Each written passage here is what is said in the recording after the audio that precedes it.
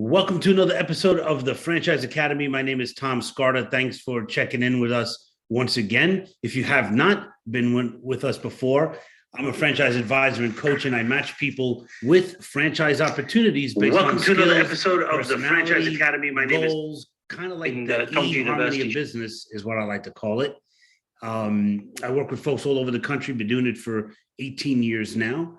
But I'm really interested in getting into the conversation for today, though. Enough about me. I really want to talk about Bob Barber. So Bob is a double franchisee. So what I mean by that is he owns a Sandler Training Franchise, and he used to be an owner of Domino's Pizza. You might have heard of Domino's Pizza along the way. Sandler, maybe not so much unless you've been in business, and so we're going to talk about a lot about Sandler. Bob has 36 years of business experience. He's bringing us a lot of stuff today. 12 years with pizza delivery, 24 years with business consulting with Sandler. He and his wife have an adult son, a daughter, as well as an English lab named Walter. Is that right? That's correct. Hey, well, I'm so happy. You should have brought Walter on with us, but maybe next time. Maybe next time. He's not quite ready for prime time. Okay. Well, we got to train him a little more. Well, hey, you know what? Thanks for coming on the Franchise Academy. Welcome. And it's so great to have you here. And thanks for having me. Thanks for having me, Tom. I appreciate it. Good to be here. My pleasure. This is awesome. Tell me a little bit about your journey. I mean, how did you even get into Domino's? I mean, that was a lot of work, right? Well, the Domino's was pretty much straight out of college, and that was almost a path of least resistance. I'm still not quite sure how excited my dad was that I took a 4-year degree and turned it into pizza delivery and management, but it seemed to work out. So it all was kind of a network. My fraternity brother had bought the franchise rights to build 10 stores. So we got involved there, did site selection, opened stores from the ground up. And then I went on to become my own franchisee with my wife. And we did that for about 12 years. So after writing enough W-2s for a lifetime, I said it's time for something else. And as those of you who know Domino's, you're open every day but 2. Thanksgiving and Christmas, you get off, kind of.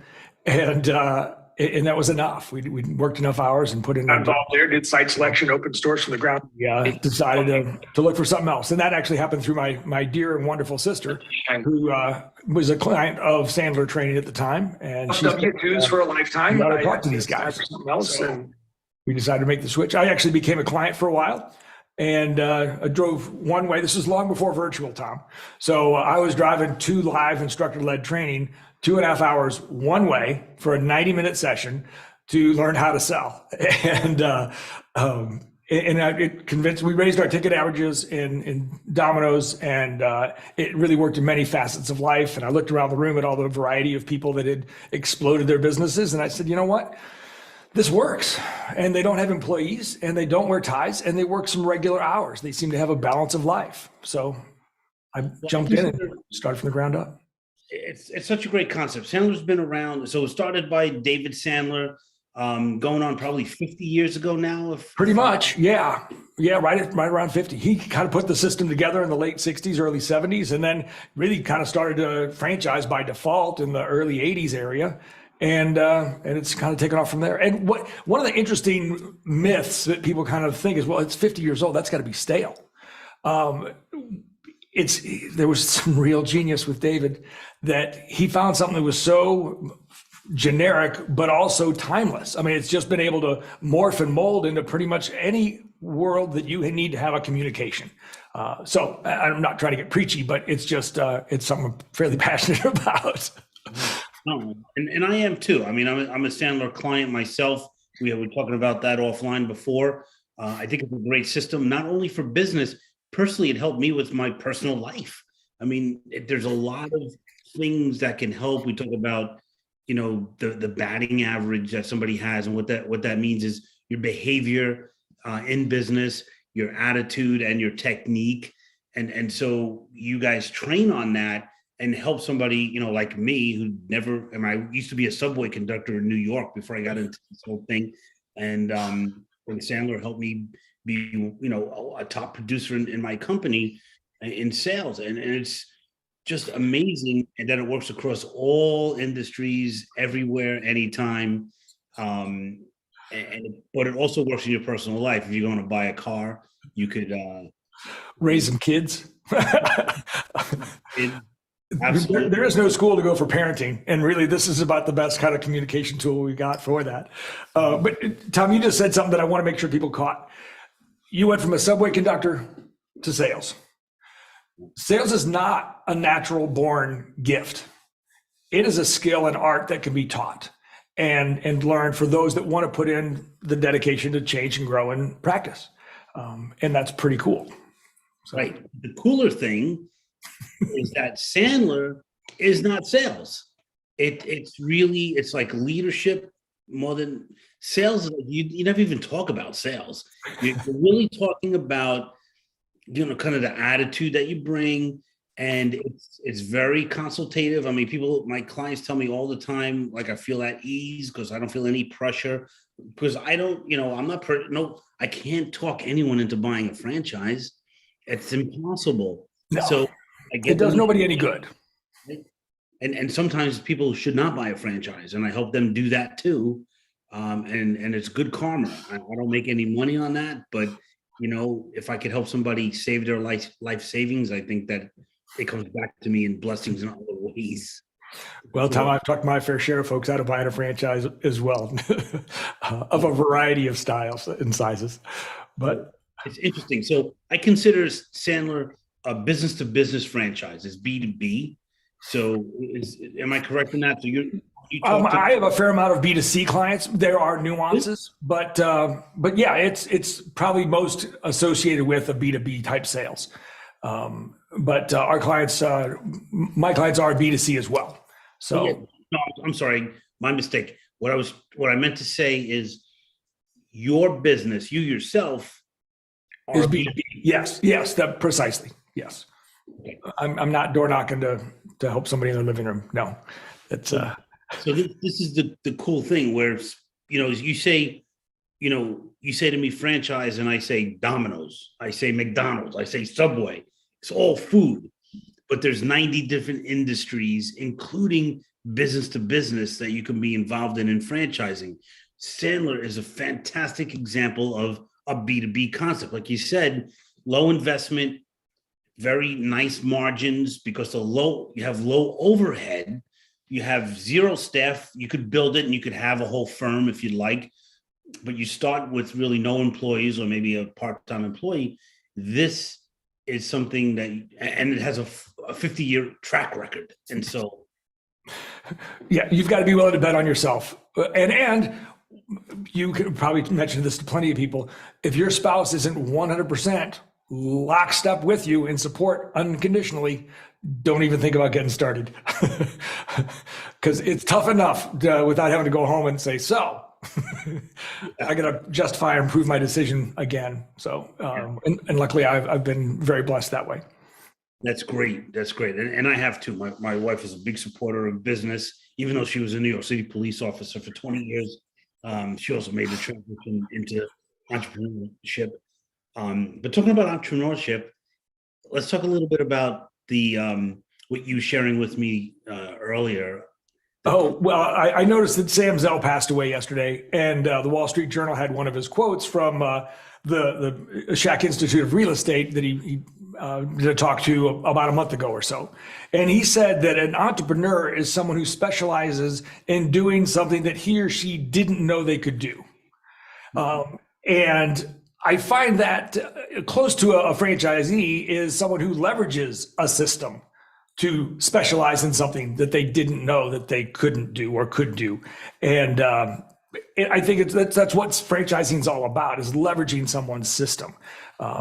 I didn't want to take the time to build a wheel that has already been built. It's proven. Let's take it and run with it.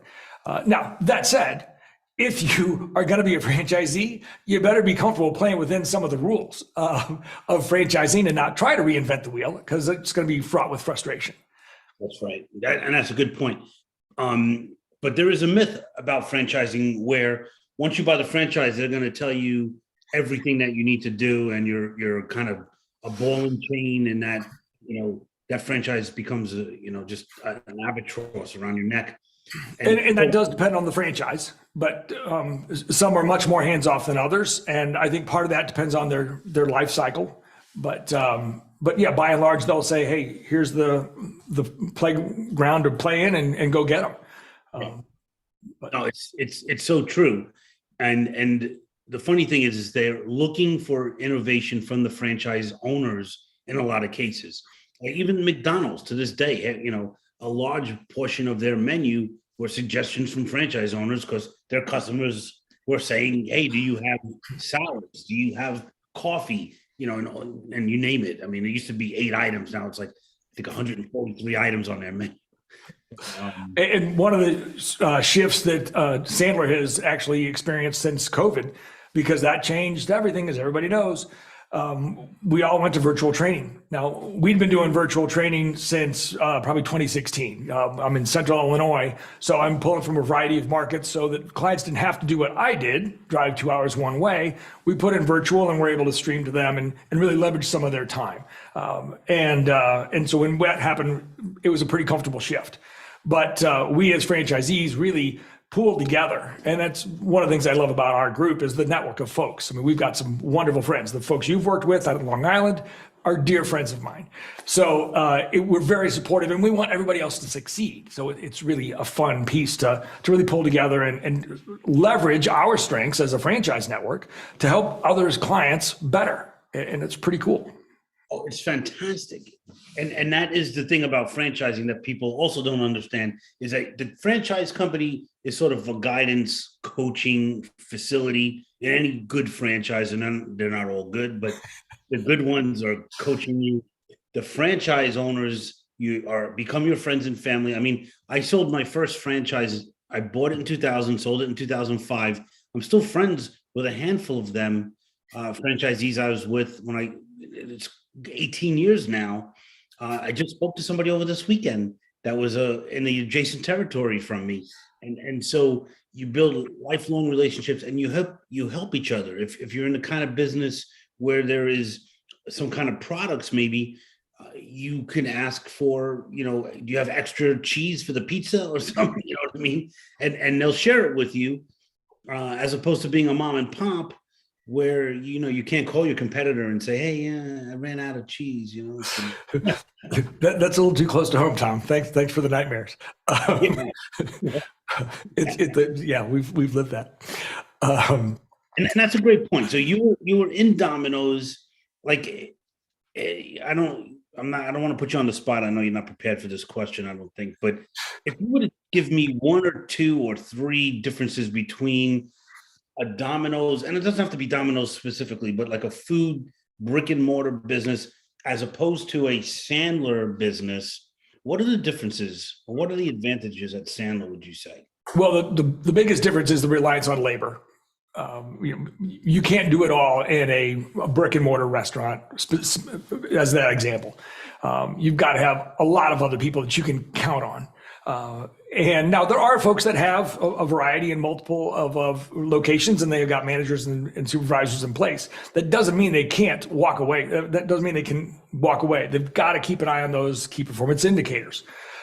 In that world, it's food and labor. If you can't control those two, you're not going to make it. You're not going to turn off the lights enough or control the utilities enough to make up for a bad food cost scenario. So that's crucial. There's a lot of variables that can really kill you. And then, your liability is also a lot higher. Frankly, in my B2B type sales, my liability is pretty low. And my reliance on labor is pretty low. So, the margins are much better too. So there's some pretty good differences that really drew me away from one to the other. But the similarities, controlling your costs, keeping your financial house in order are crucial. Being hands-on. I talked to a guy last week. He said, "Hey, I want to find a franchise that I can buy and not worry about and make a lot of money." I was like, "What are you smoking opium? That just doesn't exist." If you know one, let me know. But But for us, the controlling the key performance indicator is those new, fresh conversations with new opportunities. Sure, 21st century prospecting is really come around. There's a whole lot of new tools to know what someone's behavioral style, what they're searching online, you name it. We can find out about you, but I still got to have the conversation. And for decades, for centuries, we were using the smiling and dialing with a phone book, and so that's changed. But you still have to have the conversations. You got to have a conversation. There's no question about it. People often say to me, well, you're going to get outdated because they'll come up with an AI that can match somebody to a franchise company. I'm like, no, not really. I mean, there's Google. You could do that with Google. People still don't buy franchise because they don't understand the nuances and they get overwhelmed by all the legalities and all the stuff, the franchise disclosure documents and all that. So you do need somebody that's a coach, in my opinion. You don't have to. There's plenty of people who do it. It's funny. The first franchise I bought, I sold in 2005, semi-retired at 41. Bought a second franchise on my own without talking to a consultant, and I failed and lost a ton of money because I was cocky. I thought I knew what I was doing, and I got into a food franchise, and that did not work. So why not get a coach, somebody that will help you and help you succeed? And a Sandler coach is like that. They want you to succeed. I mean, I could call Rob Fishman or Rich Isaac right now, and they will drop whatever they're doing and help me with whatever problem. For them, the answer is yes. What's the question? I mean, and they're the kind of friends that we love to have. They're just good, solid people. You mentioned something and now it's gone, but that's right. Keep going. I was going to think of something else. So, the differences in the models are probably endless. You could probably write a whole paper about it. But in the food franchises, what I have found, and having been a food franchisee, is that all the important KPIs are really out of your control. You can't control your rent. You can't control your food costs. Food could go up. I mean, like it is now. How do you control your cost in that? If the prices go up, you got to raise your prices. You're going to price yourself out of the market. Employees, if they don't show up, they don't show up. What are you going to do? Your landlord sees you're making money. Guess what? Your rent is going up. All of this stuff is out of your control. And your product is perishable. When your food inventory is perishable. And there's that. So it's a tough way to go. For some people, it's great. Don't get me wrong. But if you're a first-time business owner, and by the way, like, here's another myth that we could kind of talk about. People think like, oh, Sandler, sales training, Sandler leadership. You need to be a sales guy. But you don't. There's so many people that are like, Rich Isaac was an engineer, and then he was one of the top units in the whole country. I think he got the award last year, 2 years ago. I mean, that's the thing. Sandler will train you, right? I was a pizza guy, for God's sakes. And 24 years later, I'm still in my Sandler business. So, and believe me, people said, well, what the heck? What you're a pizza guy. What do you know about this? It was amazing how many of the pieces of the business puzzle extrapolate out into every other business model there is. I mean, it's the same basic stuff. All the challenges are the same. So, yeah, there's no question. But I do have a question for you that's probably going to make your head explode. But bear with me on this one. What's the best piece of business advice you've ever gotten? Oh, wow. I knew it. Yeah. You prepped me for a couple of these, but not that one. Aside from keeping your financial house in order, which is really, really important, and having your spouse on board. Number 3 is probably do the behaviors. Do the behaviors. You've got to be willing and able to roll up your sleeves and keep plugging away. A failure is just getting a different set of results than we were expecting. So it's going to happen. That's how we learn. We've got books on it, for God's sake, success through failing. And you just can't be afraid to keep trying and doing the things that other people aren't willing to do. Yes, I dumpster dived many nights, 2, 3 in the morning, looking through competitors' dumpsters and receipts and things. Am I proud of it? Well, no, but well, maybe a little. It got me data to run my business back in the day. We couldn't Google it. So, but are you willing to do those things? Right. So interesting. So when you say do the behaviors, what do you mean by that? I mean, what are those key performance indicators, those behaviors, the leading indicators that will drive your business? For us, it's what are those initial conversations? How are you getting those? Is that going to a networking event, walking into somebody's office, stopping a stranger that you can reach and touch and say, hey, what do you do? Find a way to spark those conversations. Build that cadence through your CRM and your data aggregates to find out who are your prime targets, and find a way to keep dripping on them, whether it's email and phone calls, to get a conversation. Have some ways to do videos, to build your brand, to get your face out there so people get comfortable with who you are, and they start to see, all right, this guy's speaking something that I need to hear more about. What are those things you can control on a daily, consistent basis to build your plan, to accomplish your strategies, to fulfill your goals, to reach your vision? That's great. And so what I was instructed when I was in my Sandler President's Club class, 10 years ago, I was like, I got a goal. I want to like make this much money. And they're like, wait a second, you can't control a goal, but you can control the behavior that will get you to the goal. And that was an epiphany for me. I was like, well, I talked to a business owner 2 weeks ago. He said, well, here's what we're measuring. We're measuring the results. I said, well, didn't you mention your sales cycle's 3 months long? He said, yeah, it takes us 3 months to get it. I said, so if you're only measuring the results, you're 6 months away from having any impact. What do you mean? It just doesn't work. You can't control it. That is so, and that's it. If I was talking to somebody I placed in a franchise, and it was like a B2B type thing, signs and posters and whatever they did. And he was struggling in the first 6 months.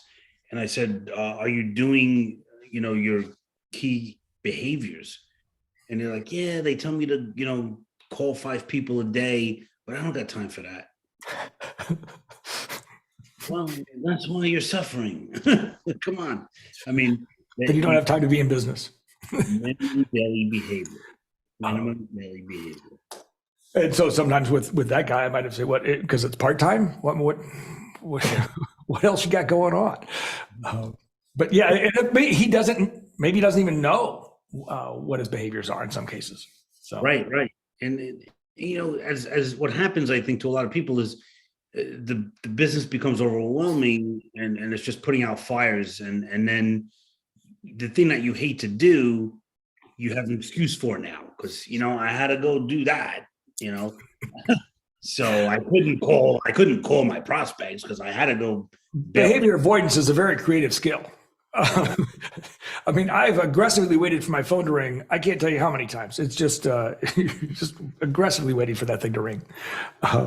Hey, before we got on, I got a phone call, and I know we can't talk about revenue, but can we talk about results from clients? Is that fair?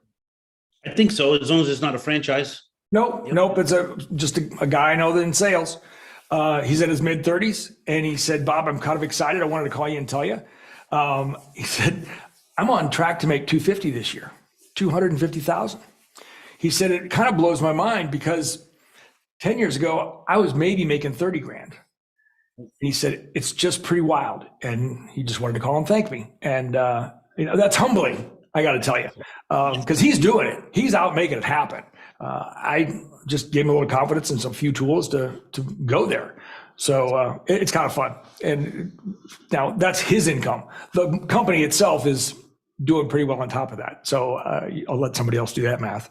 But no, that's fantastic. And it's what's cool about your role, and I think what your colleagues enjoy is all you're doing is laying out kind of whatever you want to call it, the roadmap. We call it a cookbook in Sandler.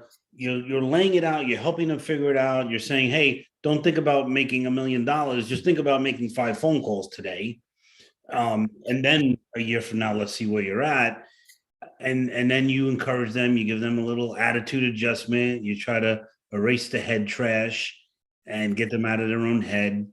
And then you set them free. And then, you get a call like that, man, that's got to blow your mind. That's great. It really is. It makes going through a bunch of prospects that say, no, I don't want you. Okay. It's not that we enjoy it, but it's not the right person. We don't want a hostage.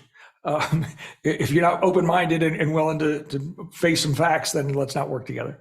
And back to your BAT comparison, I always think of that as kind of ratchet. I'm going to give you some behaviors to do. You may or may not do them. All right, well, let's look at the technique you're using. Let's play with that a little bit, refine that. All right, maybe that's something you won't do because your belief system won't let you. All right, let's tweak that. Now we can go back around to the behaviors, and we just kind of keep ratcheting that, and it just keeps expanding. And it can be never ending. The way I look at it. I mean, I participate in the Sandler Black Belt classes twice a month with some of the greatest people that Sandler has produced over the recent years.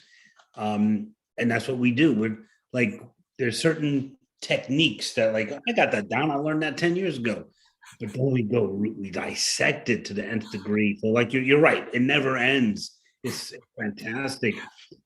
I kind of think of it like a sales gym. I want you to get sweaty in here so you don't get bloody out there. And let's break it apart and have fun with it, where it's okay to fall down. And there's no money on the table. So, but Rob Fishman calls it the dojo. So, you're honest with people, and you're sitting in the room with other business owners and they admit that they screwed up a call or whatever. And it's like, okay, let's diagnose it in the dojo, cover your belly button because, you don't want to get hit. Yep. And you're protected, it's safe. And I've gotten so much value out of that. I can't even, oh my goodness, I can't even tell you. And I made friends with these people too. So now, years later, I still talk to a lot of these folks that I met in Sandler classes, 10 years ago. And so that's a beautiful thing too, is just because you're all in it together. You're like trying to figure this out. Like, how do you do this? And celebrating each other's successes, and that builds a real bond. So, and when you're looking at a franchise, dive in and talk to other franchisees. Because if you can't get along with, you're not going to go from all, I'm not going to kid you there, but you've got to find enough that you can fit into that culture and be comfortable, because you will form a connection when you fight through the same common fights and come out better on the other side. It's pretty cool how that works. I've got some friends from my early days of Domino's, and it's been fun to celebrate the parts of their lives with their kids getting married and those things, and be a part of that. So those are unique. It is unique, and it's a very unique experience. Where in corporate America, a lot of people are smiling and shaking your hand, but they don't have your best interest in mind, to put it lightly. So, and I have no concept of what that's like. I've never been in corporate America, so they don't resonate. But I hear those stories. Yeah, no, it's intense. But I think this, with this, the thing I like about Sandler though is like I said, they don't teach you sales, but it's more about how to consult, and they call it like negative reverse and like all this stuff. It's almost like a reverse psychology type of thing. And that, I think, is what helps. If you're not a salesperson, you go through Sandler, you don't become a salesperson, but you become, I don't even know what to call it, but I think of it as a trusted advisor. I want to be able to counsel and coach and ask you enough questions to help you discover together with me what's the best path forward. Now, we are using a system to get there, but it's being a trusted advisor. And you've gotten there when you start to get calls about things that have nothing to do about what you do. And that's when you know that, all right, do you see more value in me than just the widget I'm selling or the vendor I represent? It's a blessing. That's so awesome. So I want to ask you, as we tie this up, is there a myth that you could bust about sales or Sandler or franchising? Well, one thing I heard about being, personal development, selling, that role of what we try to help people with, and being a Sandler franchisee as well, is that you've got to be tough. When in reality, I want you to be vulnerable on the outside, because you need to be strong on the inside. And I kind of contrast that to folks that are strong on the inside. They tend to be vulnerable on the inside, and they often show up as bullies. So how do you really solidify your core so the other slings and arrows that come your way don't really hurt as much? So that's one thing that comes to mind. What was the other part of the question? Franchising in general? Yeah, I mean, if you had something that sometimes it's like a quirk, like people always say this about franchising or about sales or whatever, but it's nonsense. Well, for the sales, that it's not a natural born art. You don't have to be a natural born salesperson. Sometimes the quiet and more passive oriented salespeople are better because they're unassuming. They're not seen as a threat, because a salesperson with a pen is armed, for God's sakes. I can make you sign something. But so can you just go in and be humble and ask some questions? Now, it doesn't mean you're not, a presence. You need to have a personal presence, but you don't have to be a fast talking, back slapping, slick salesperson. That's the one that everybody gets cringy about. Yeah. And as far as franchising goes, they go to the typical stereotypical scenarios: the McDonald's, the Domino's, the Subways, those that are front and center. But as you said, there's 90 different industries, did you say? There's a lot of good systems out there. Not all of them are good, but there's a lot of good systems out there that can help you find the way you want to make a living. And that's the key. How do you want to make a living? There's a lot of ways to make money in this world. I've seen a lot of them, and I've been blown away by a lot of them, but they're not all for everybody. And so find the one that fits for you. Call Tom, let him guide you through some of the options, ask you some questions about what you want to do with your life. What do you want to be when you grow up? And let them do some matchmaking. Let them help you pick what fits for you. Hopefully it's Sandler. If you want to taste, come down to our summit in the spring. We have one in Florida every year that invites the world to come in and join us. Check out my stuff on LinkedIn or YouTube and see what we got. Bob Barber and Barber & Associates. So I was going to ask you, say that again. LinkedIn is Bob Barber. And our YouTube site is Sandler by Barber Associates, Inc. So, and all of that will be on thefranchiseacademy.com. So check the links below and get in touch with Bob and understand how you could change your life through Sandler and all the training that they have available to you anywhere in the world. Bob, thank you so much for being on the Franchise Academy with us. Thank you very much for the invitation, Tom. This is cool. God bless you, and we'll see you soon. Take care.